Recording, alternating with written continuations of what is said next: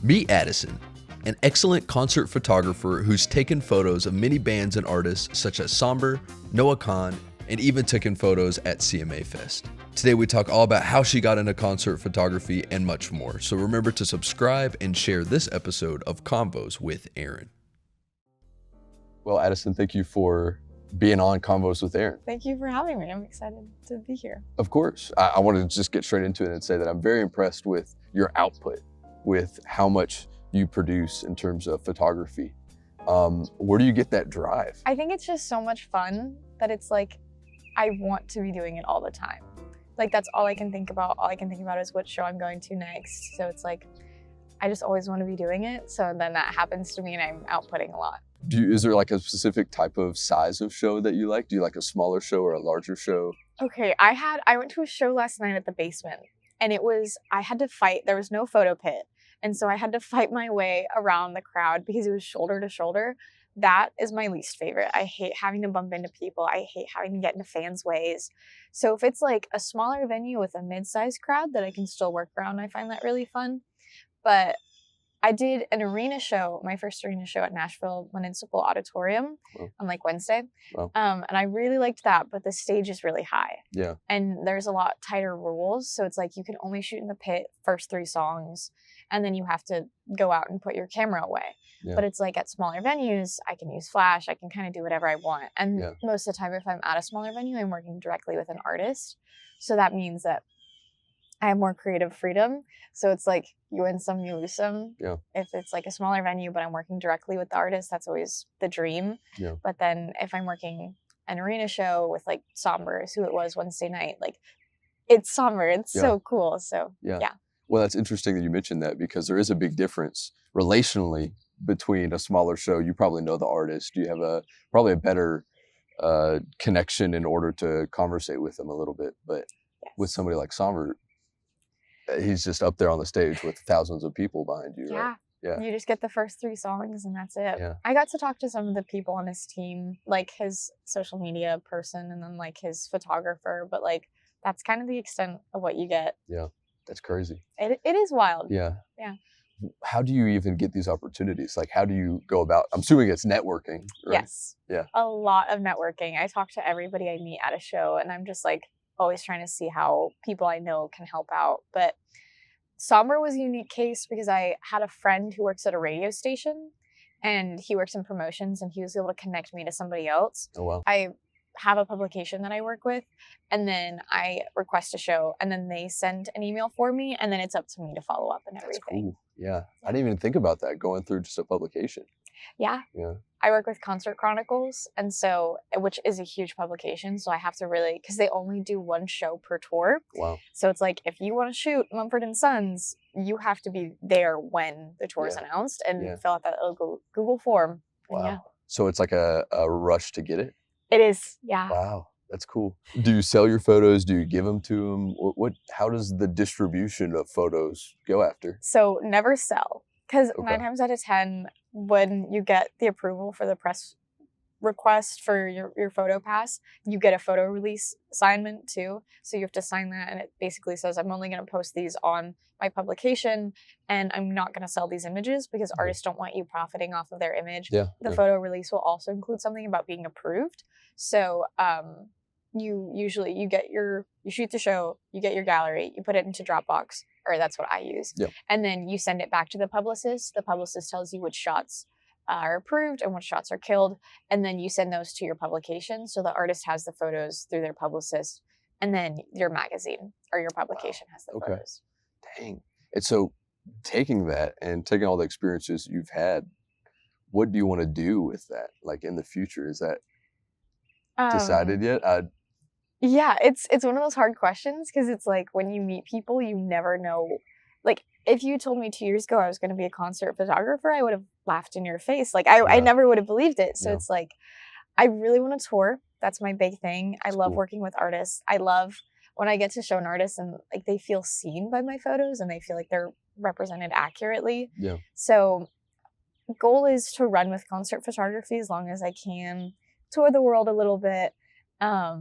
but also like that wears on you. Yeah. And so hopefully the goal is to go, I'm currently majoring in music business. So the goal is to go from touring into music business and establish that. Okay. So, That's yeah. cool. That's cool.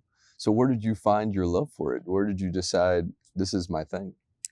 I was trying to think about that last night because I was like, how am I going to talk about this? Because Yeah, it's such a convoluted story. Okay. I genuinely don't remember when my brain flipped into this mode. Yeah. And because my brain has just been concert photography, concerts, like getting the job done for the past 2 years. Yeah. And I don't remember when it switched, but my mom was always taking photos when I was a kid. I was born in Colorado.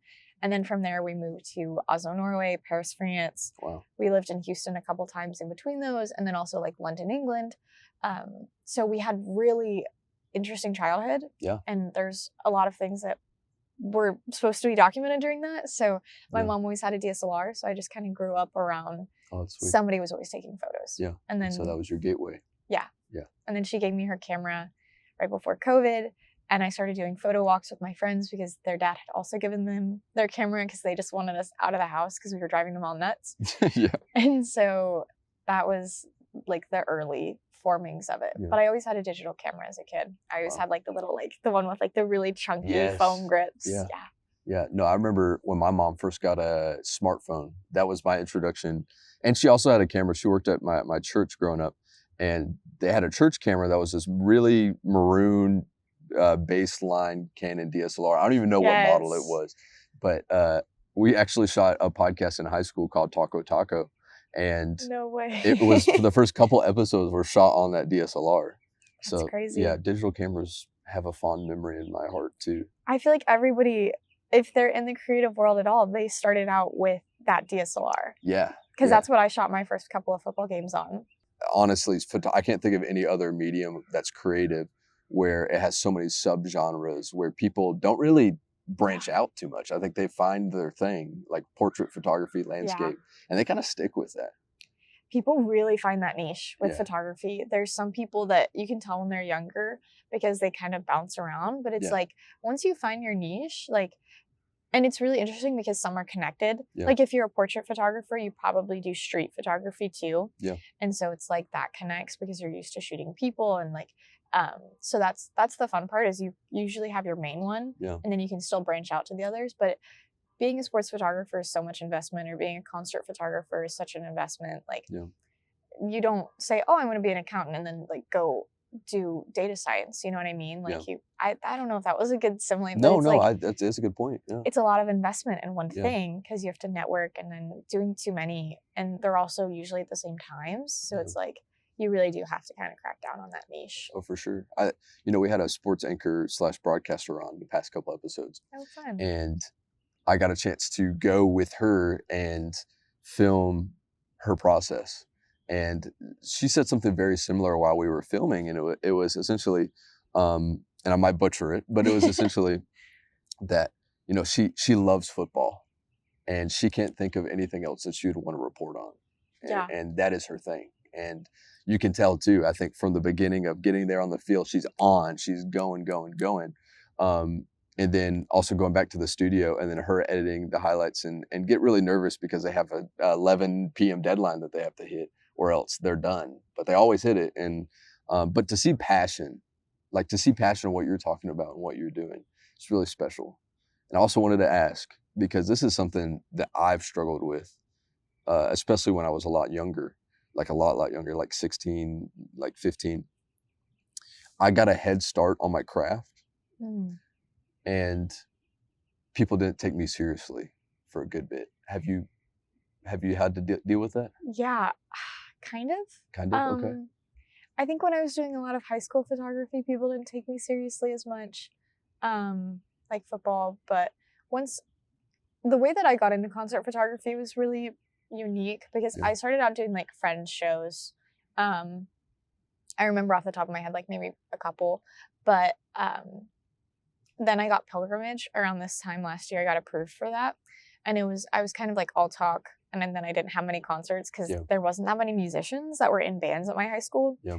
And then after pilgrimage, I randomly submitted a media form for the CMA Awards. Okay. And then the CMA Awards, for some reason, approved it. Oh, that's cool. And so it was right out of the gate. I was walking into shooting concerts with Pilgrimage under my belt, and that was Noah Kahan, Hosier, Miles Smith, Coyne, Steven Sanchez, like big names that were already on my portfolio, and then CMA awards. So it's when I was starting out before I got the bigger clients, it was like somebody listened to me, somebody take me seriously. And even now I do feel like some bands are like, hey, do you want to come shoot our show for free? And I'm like, I don't really need to be doing that right now. Like there's some that I'm like, sure, your vibe is cool, but it's like, there always is that aspect of like, because I am 18, people are like, oh, you're just a kid. And I'm like, I'm really, like I am, but I'm really not. Yeah. So I get what you mean. How do you keep up your energy being in college and that? I don't know. Okay.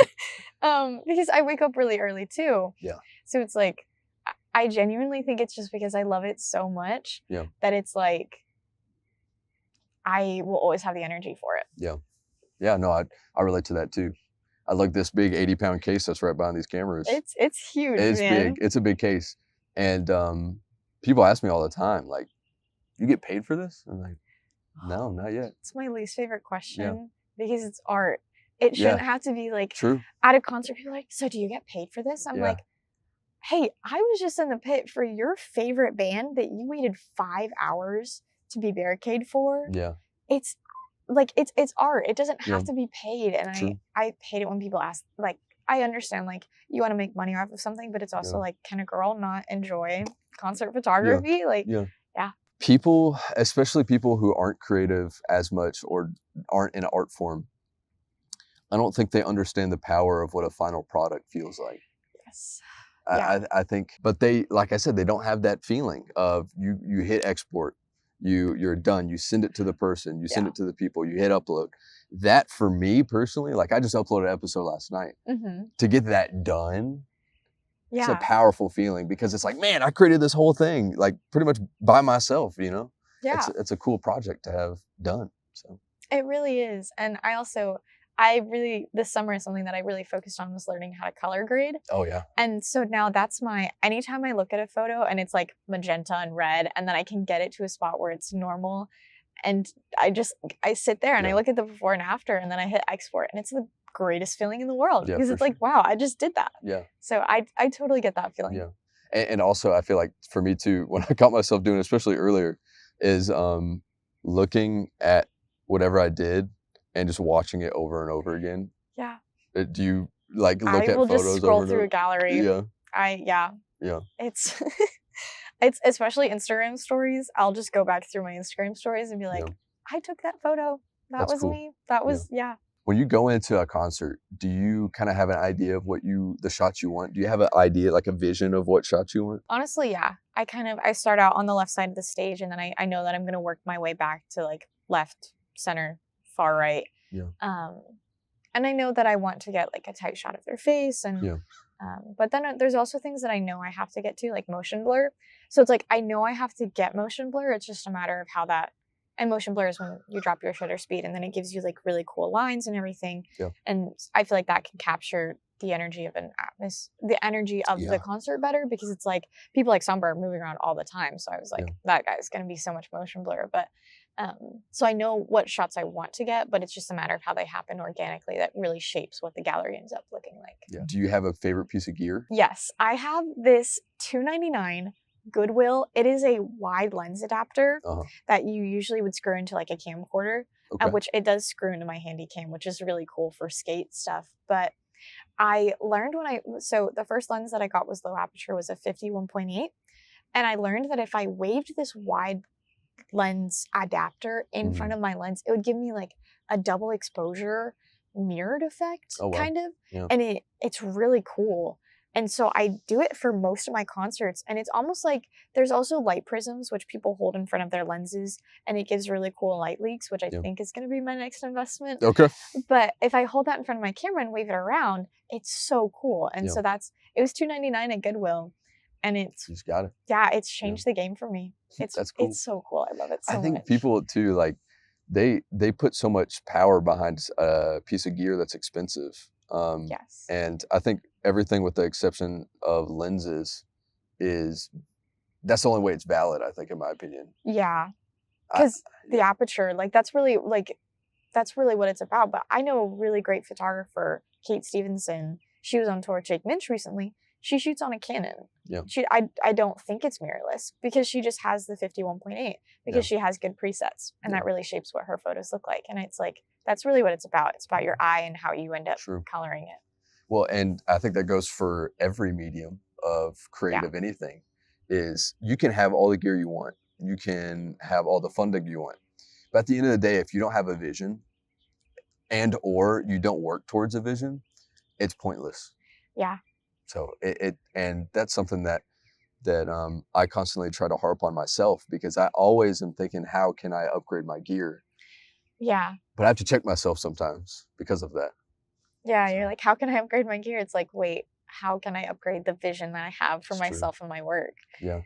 And it's tough to think about sometimes, because you're like, oh, if I had that set up, I'd be shooting just like that photographer. And then you get that set up and you're like, hey, I need to go back and I need to refocus on what kind of shots I'm getting. And I need to go back and relearn how to do this. And so it is a humbling moment where you have all the gear and you're like, and they still don't look the way that you want them to. Yeah. Well, I mean, I remember I got hired to shoot a promo, and I'd never shot anything at this level before. Wow. It's my freshman year of college, and it was for a real estate agency. And I was like, he reached out on LinkedIn, which I think was funny. And that's so funny. Yeah, it's funny that he chose me to, and I responded quick because I needed money. Yeah. And so I went in with one of these cameras with my gimbal, and to be honest, I had this idea of what I wanted to do, but I realized quickly that I didn't have the experience at all. And so there's so many things, like the way I shot it, it was super wide, which my style, I don't like it to be skinny like that. Like that's just not my thing. Yeah. But I shot it like that. And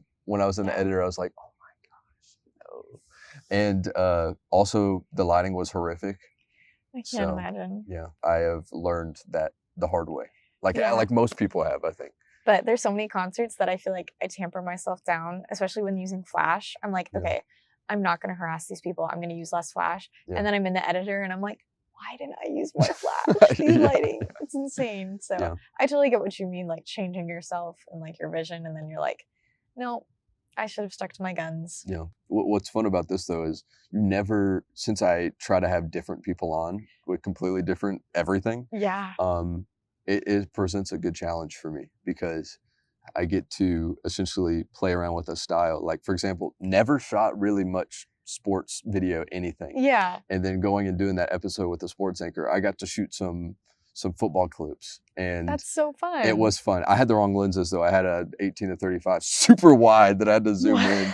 Yeah, it was funny. But that being said, it presents always a fun challenge to get B-roll specifically for the show.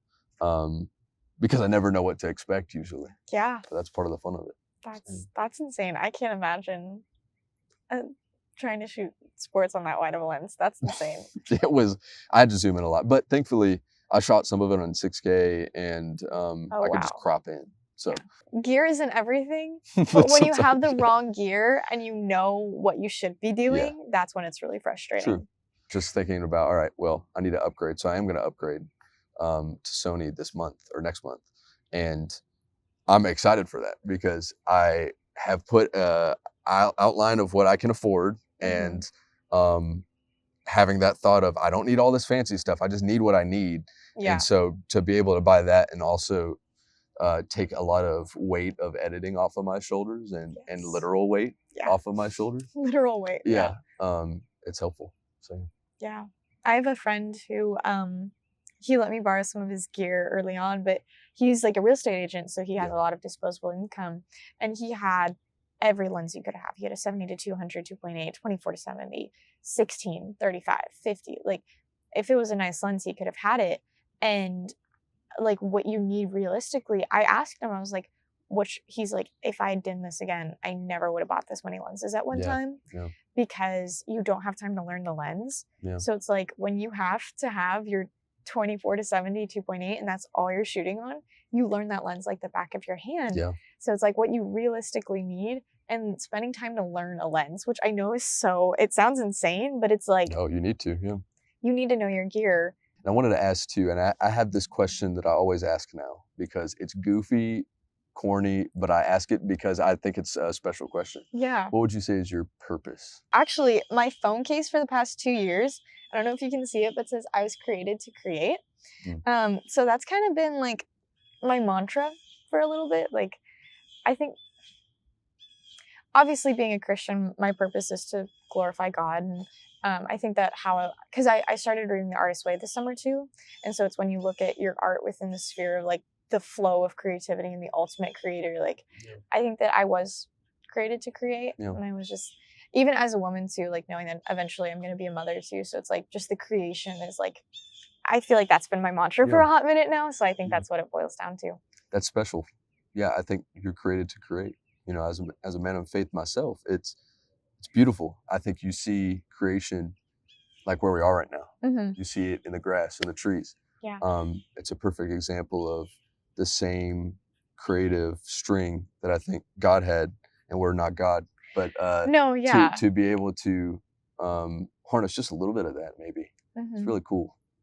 Yeah. So created to create, I like that. That's a good answer. Yeah, and I don't know when I changed it, but then all of a sudden it's like my friends see it and they'll be like, you were created to create. And I was like, yeah, I was. Like, this is, because I think that at the end of the day, like there's nothing that brings me more joy than concert photography and the entire process of it. And it's like, I think I was created to do that for a little bit. And like, that is my purpose right now.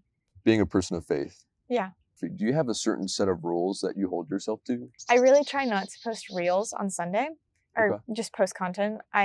I'll do shows on Sunday, but I do try to kind of honor the Sabbath of, I see that as work. It is, because it's so much work. So I'll edit and I'll do things on Sunday, but it's like, I'm not going to post today because when I post, I'm focused on that. Like I'm checking my stories a million times to see if an artist liked it, to see what people are saying about it. And it's like, I just need to have those days where it's like, I'm not going to be focused on myself and my work. Like today is about something bigger. So that's a smart thing. I think both spiritually and mentally, that's important. Yeah. You know, I'm in a season of my life right now where it's chaotic. Yeah. And I need Sunday or Saturday. We've been having church on Saturday for a month. Oh, fun. And so that's been interesting having to schedule that. But usually still on Sunday, just trying to relax and also, you know, going to church and kind of focusing on the word a little bit more. Lastly, is there an opportunity that you would love to have? Is there a dream opportunity? Man, there's so many dreams all the time. Right now, the dream is tour. Okay. I really want to go on tour. I grew up traveling a lot, so travel has always been something that's really important to me. I'm trying to think, there's a couple, Briston Maroney's really cool. I really would love to work with him. Noah Khan is the reason why I became a concert photographer, because I went to his show at Ascend Amphitheater and I saw his tour photographer at the time, Pune Ghana, like running around on stage. Yeah. And I was like, how do I get there? Yeah, true. And so it would be really cool. I also love the idea of like working on a festival team. I know that Stagecoach is coming up and that would be really cool, but also I'm 18 and I've only been doing this for a couple of years, so I still need to grow a little bit more. But yeah, dream is tour. Yeah. Well, I'm sure at the trajectory you're at right now, I'm sure you'll hit that. I'm really hoping. Yeah. I think I can do it. Yeah. Well, I know I can do it. Yeah, that's a better way to think. Yeah. It's just a matter of when it's going to happen now. True. Absolutely. Thank you so much, Addison, for being on. Yeah. And for talking about it. It's been really exciting because I haven't had a photographer yet, which is funny. That's insane. And so to be able to get to just learn a little bit about your passion and what you do has been exciting. So thank you for having me. This was super fun. That's the end of the episode. And like I said, at the end of every episode, you can like and subscribe if you'd love to. I would love you to. And also if you could, or if you want to, or if you know somebody who would be great as a guest, you can email us at convoswithaaron@gmail.com. And we would love to have you on. I always travel to the guests. In this case, it was my alma mater of MTSU. Yeah, in the quad. In the quad. And yeah, I just love doing it. So thank you and goodbye.